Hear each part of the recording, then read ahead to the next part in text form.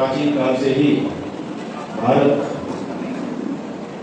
गौ माता के महात्म्य को निरूपित करता रहा है और उसी महात्म्य के अनुसार गौ माता की प्रतिष्ठा और पूजा करता चला आ रहा है। आप जानते हैं कि देश में कई अवसर ऐसे आए जब आक्रांता हमारे ऊपर शासन करने लग गए, हमें गुलाम बनाया गया और उन्हीं कालखंड में हमको चिढ़ाने के लिए, हमारे हृदय को ठेस पहुंचाने के लिए हमारी पूजनीय गौ को अपमानित किया गया, मारा गया। लेकिन आप ये भी जानते हैं कि जब 1857 की क्रांति जिसको आप कहते हैं, इस क्रांति में हुआ कुछ नहीं था। एक सिपाही जो अंग्रेजों की नौकरी कर रहा है उसको कोई बाधा नहीं थी, लेकिन जब अंग्रेज अधिकारी ने, कमांडर ने आदेश दिया कि चर्बी जिसमें गाय की मिली हुई है उसको ढक्कन को मुंह से खोलो, खोल करके उसका उपयोग करो, तब उस सिपाही ने विद्रोह कर दिया और कहा कि हम ये नहीं कर सकते, हम हिंदू हैं और गौ मांस किसी भी दशा में अपने मुंह के पास नहीं ले जा सकते। बाद में क्या हुआ आप जानते हैं। और ये जो घटना घटी, इसी घटना ने पूरे देश को उत्प्रेरित कर दिया। लोग, भारत के लोग, आप इतिहास उठा करके देखेंगे तो पाएंगे कि भारत में अंग्रेज बहुत अच्छे से जड़ें जमा रहे थे। उन्होंने सड़कें बनानी शुरू की थी, विद्यालय बनाने शुरू किए थे, सुधार के कार्य शुरू किए थे, न्याय दिखाते थे कि हम न्याय कर रहे हैं। जिससे यहाँ की जनता कहती थी हमें राजा तो होना नहीं, कोई हो गई हमें कहानी, हमें क्या दिक्कत है, इनका राज अच्छा है, यही राज करें। लेकिन जब उनको ये पता चला कि इनके राज करने से हमारी गौ माता मारे, तो उनको कहा जाता था कि आप आइए स्वतंत्रता आंदोलन में भाग लीजिए। तो लोग कहते थे कि भाई क्या जरूरत है, कहते थे कि गाय को बचाना है कि नहीं, उसको बचाना ही है, अगर अंग्रेज रहेंगे तो वो नहीं बचेगी, इसलिए अंग्रेजों को भगाना जरूरी है। ये कह करके लोगों को स्वतंत्रता आंदोलन से जोड़ा गया। हमारे नेताओं ने इतिहास में दर्ज है सब कुछ, हम तो संकेत मात्र बता रहे हैं। अपने अपने समय में वक्तव्य दिए, किताबों में छपे हैं कि अगर स्वराज स्थापित हो गया तो कलम की एक नोक से हत्या भारत में बंद कर दी जाएगी। ये भी कहा कि स्वराज से भी ज्यादा महत्वपूर्ण अगर प्रश्न है तो गौ रक्षा का प्रश्न है। बिना गौ रक्षा के भारत की स्वतंत्रता का कोई मायने नहीं होगा। तरह तरह से हमको वाक्य दिए गए और हम लोगों ने 3 लाख से ज्यादा जाने गंवा करके स्वतंत्रता, स्वाधीनता, स्वराज स्थापित किया। परिणाम 78 साल हो चुके हैं। 78 साल में हमको ये कहा जाता रहा है हम गौ हत्या बंद करेंगे, हम गौ हत्या बंद करेंगे। एक पार्टी 2 जोड़ी बैल, माने जोड़ी बैल का निशान चुनाव चिन्ह बना करके हमारे बीच में आई कि हमको दीजिए, हम रोक देंगे। हमने उनको जिताया, लंबे समय तक उन्होंने राज किया। बाद में फिर दूध पीता बछड़ा वाली गाय, वो चुनाव चिन्ह लेकर के पार्टियां आई, हम उससे भी रिझ गए। ये देखिए इनका तो चुनाव चिन्ह ही दूध पीते बछड़े वाली गाय है, ये वाला गाय की हत्या कैसे करेंगे। तो हमने उनको जिताया, उनको वोट दिया। लेकिन उन्होंने भी सत्ता में आने के बाद गौ हत्या को जारी रखा। फिर उनसे हमारा मोहब्बत हुआ। फिर दूसरे लोग आए, उन्होंने कहा हमारा तो कलेजा जलता है ये गुलाबी रंग देख करके, पता नहीं तुम्हारा जलता है कि नहीं। हम लोगों ने समझा कि अरे इनसे बड़ा गौ भक्त कौन होगा, तो उनको एक तरफा वोट किया। फिर वो भी सत्ता में आए। सत्ता में आने के बाद बोले बहुमत नहीं है, फिर बहुमत दिया, बहुमत से आए, फिर और ज्यादा बहुमत चाहिए, और ज्यादा बहुमत दिया।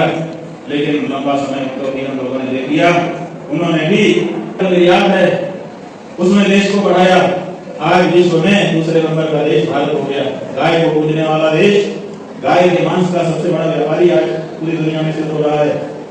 गाय के जो कत्लखाने हैं उनकी सब्सिडी बढ़ा दी गई, मशीनें आज चालू नहीं कर दी गई और गौ हत्या की कंपनियों से चंदा लेकर के राजनीतिक पार्टियां अपनी राजनीति करने लग गई। ऐसे में जो आशा थी वो टूट रही है। हम सोचते थे कि ये नेता नहीं करेगा तो ये नेता करेगा, ये पार्टी नहीं करेगी तो ये पार्टी करेगी, वही तो होगा जो हम हिंदुओं की इस भावना को समझेगा। लेकिन बंधुओं, निराशा हाथ लग गई, कोई गाय के लिए आगे आने को तैयार नहीं है। तो ऐसे में हमको निकलना पड़ा। लोग कहने लगे कि शंकराचार्य लोग मठ में आराम कर रहे हैं, एयर कंडीशन लगा करके, गाय मारी जा रही है, क्या करेंगे? तो हमने सोचा कि ठीक है, हम अपना मठ छोड़ते हैं और जनता के बीच में चलते हैं। जनता जाग जाएगी, क्योंकि अब पार्टियों पे और नेता पे भरोसा करने का समय नहीं रहा।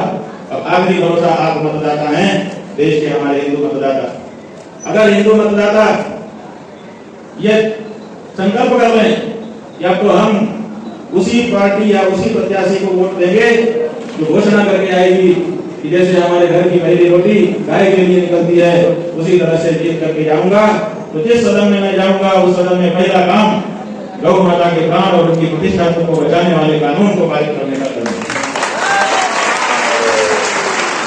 और बंधुओं, हमको ज्यादा नहीं चाहिए, मतदाता तो बहुत हैं, 100 करोड़ के करीब, उससे भी ज्यादा। हम तो कहते हैं कि हमारे शास्त्रों में कहा गया है कि गाय के शरीर में 33 कोटि देवता निवास करते हैं। तो 33 करोड़ मतदाता अगर खड़े हो जाए घोषणा पूर्वक कि हम उसी को वोट देंगे तो गाय की बात करेगा, तो इस देश की राजनीति में एक नए बदलाव आ जाएंगे। इसलिए अब हमारी ये जो यात्रा हो रही है, इसके 2 उद्देश्य हैं।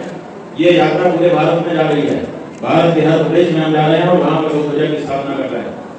अयोध्या जी में भगवान श्री राम की जो जन्मभूमि है, उसके चारों तरफ राम कोट है, लगभग 3.5-4 किलोमीटर का घेरा है। हमने नंगे पांव वहां पर जाकर के परिक्रमा की, भगवान को प्रणाम किया, प्रणाम करके उनसे सामर्थ्य का आशीर्वाद मांगा कि हमको आशीर्वाद दीजिए, जनता को जगा सकें। और फिर हम निकल पड़े, लखनऊ गए, लखनऊ में गौ ध्वजा की स्थापना की। पटना आए हैं, पटना में महावीर मंदिर में जाकर के अभी गौ ध्वजा की स्थापना करेंगे। सवेरे श्री कृष्ण गोपाल गौशाला में जाकर के हमने गौ पूजन किया और वहां पर भी गौ ध्वजा की स्थापना की। ये हम क्यों कर रहे हैं? क्योंकि कई प्रदेश भारत में ऐसे हैं जहां गौ माता के बारे में कानून पहले से बना हुआ है, गौ भावना है, लेकिन कई प्रदेश ऐसे हैं जहां पर इस तरह का कोई कानून नहीं बनाया। हम समझते थे कि ये शायद वहां के लोगों का विचार होगा, इसीलिए वहां कानून नहीं बना है। लेकिन जैसे जैसे और समझ बढ़ी गाय के बारे में, तो हमको समझ में आ गया कि ये लोगों की बात नहीं है, ये नेताओं की चतुराई है। क्या चतुराई है? कि जहां पे ज्यादा लोग गाय के बारे में भावना रखते हैं, वहां पर गाय की रक्षा का कानून बना दो और बाकी जगह पे खुला छोड़ दो। तो ये जो प्रदेशों में गौरक्षा कानून बने हैं, असल में ये गौरक्षा कानून नहीं है, ये गौरक्षा स्थल निषेध कानून है। स्थल निषेध का मतलब यहाँ नहीं काट सकते आप, यहाँ गौ हत्या नहीं कर सकते, इसका मतलब है यहाँ नहीं कर सकते, मतलब वहां ले जाके। ये तो वैसी ही बात हो गई कि जैसे कोई अपने घर में हो, कई कमरे में नहीं कर सकते, इसका मतलब है दूसरे कमरे में कर सकते हो, वहां चले जाओ। तो इसी कारण से ट्रकों में गायों को भर करके एक प्रदेश से दूसरे प्रदेश में ले जाया जाता है और वहां पर गौ हत्या कर दी जाती है। जब बीच में कोई गौरक्षक उस ट्रक को पकड़ करके गौ माता को बचाने का प्रयास करता है, तो उसको धर्मवीर, गौरक्षा वीर कहने की बगैर भारत के नेता लोग गुंडा कहकर के संबोधित करते हैं। ये चोट अलग से हमको मारी जा रही है। गाय के ऊपर जो चोट लग रही है वो अलग लग रही है, गौरक्षकों के ऊपर भी चोट मारी जा रही है, उनको गुंडा कहा जा रहा है। और अभी जब हम पटना में आए तो हमको लोग मिले, उन्होंने कहा गाय को बचाने के लिए हम गए थे, हमें जेल में डाल दिया गया है। जाने कितनी संख्या है? 25-30 की संख्या में लोगों को जेल में डाल दिया गया है और उनकी कोई सुनवाई नहीं है। वो गुंडे हैं, और अगर वो गुंडे हैं, इसका मतलब है आप उनके ऊपर कानून लगा रहे हैं, आप उनकी भावनाओं को निकलने का, प्रकट होने का अवसर नहीं दे रहे हैं।